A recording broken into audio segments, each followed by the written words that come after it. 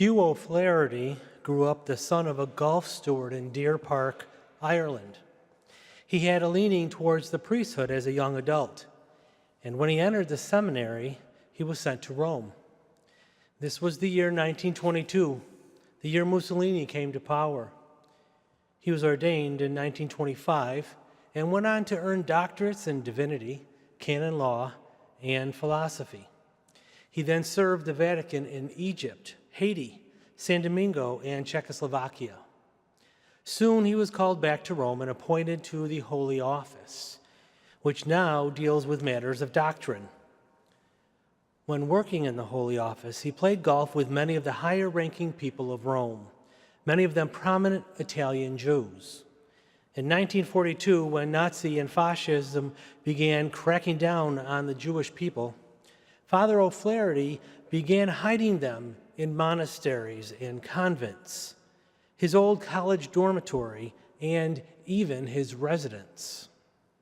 In the spring of 1943, he also hid allies that were shot down and British prisoners of war. Because of his background and social standing, he knew many people who were sympathetic to the cause, and he formed a network of safe apartments in Rome where people could be hid. Because of his ability to disguise himself when he left the security of the Vatican to go on his rescue missions, he had the nickname of the Scarlet Pimpernel of the Vatican. By the end of the war, he had helped over 6,500 Jews, American, and British soldiers escape from the Germans. Hugh O'Flaherty gave to those who could not possibly give back and did not judge who or what they were. He just did what he could as a disciple of Jesus. The idea of helping people that had no way to pay it back is what Jesus is speaking of in today's gospel. Jesus says, "For if you love those who love you, what credit is that to you? Even sinners love those who love them." Jesus is comparing anyone who gives only to get back equal to sinners. It seems odd, as how can a generous person be considered a sinner? That person is only trying to do what Jesus asks, to do to others as they would want done to them, the golden rule. So to say that when we give, we are no better than a sinner, it just seems wrong. But then Jesus says, stop judging and you will not be judged. Stop condemning and you will not be condemned. Forgive and you will be forgiving. Judging, condemning, being unforgiving.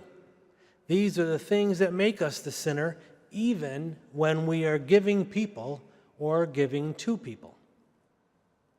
It seems that Jesus is suggesting that when we give, we are giving only to those who are like us. We have a friend in need, we help them out, and down the road that friend pays us back in some way, be it money or services or some product of equal value. It's an even trade. It's what we would expect when we give and when we are being given to. Even Stephen, the scales are balanced. We've judged this person to be one of us, worthy to be given to. But we still do give to those who need it, like people standing at the end of the off-ramps on Interstate 81 or 690. Most likely they wouldn't be paying us back. That's the message here. Giving to those that we feel are not equal to us, specifically those that cannot give back what we give them. How do we know we cannot give back without making some kind of a comparison or judgment about those people? How can we do this without judging them? Judging people is instantaneous. Psychologists say that when we see people, we sum them up in a tenth of a second.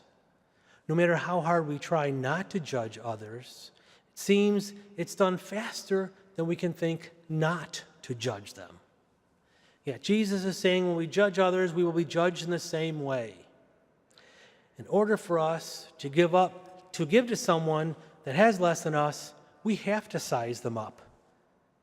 We have to know that they are in need. How do we do this? To give to anyone without judging that they cannot give back, so we can do what Jesus wants. Well, it's the actual giving of ourselves he's talking about being a person not judging others on who or what they are or on their actions. A plane was flying from Seattle to San Francisco, but along the way, the plane was diverted to Sacramento.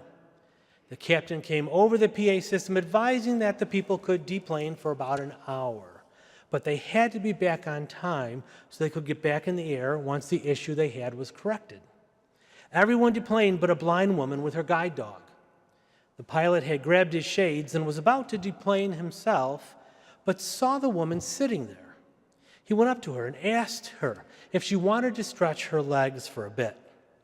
She declined, saying that she was fine, but her dog, Buddy, needed a walk. So the pilot offered to walk the dog.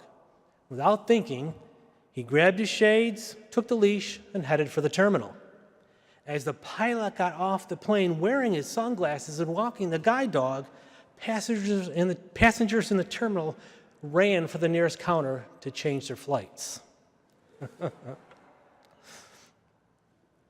People jumped to judgment that the pilot was blind when he was just helping out a passenger. The people saw the pilot as less than someone who could do their job.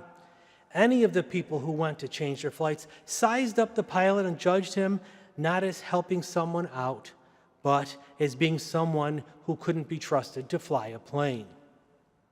They most likely had not gotten to the point where we have to realize not to judge others based on what they say or what they do or who they are.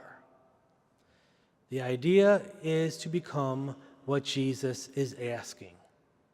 Giving is a good thing. It makes us feel good about ourselves. But we need to go farther. We need to turn the other cheek. Give not only our cloak, but our tunic. And in today's verbiage, cloak is a coat, and a tunic is our clothes. We have to give what we believe is to be given and judged in the same way. Hugh O'Flaherty seemed to be at that level where he just gave of himself to the people that he helped.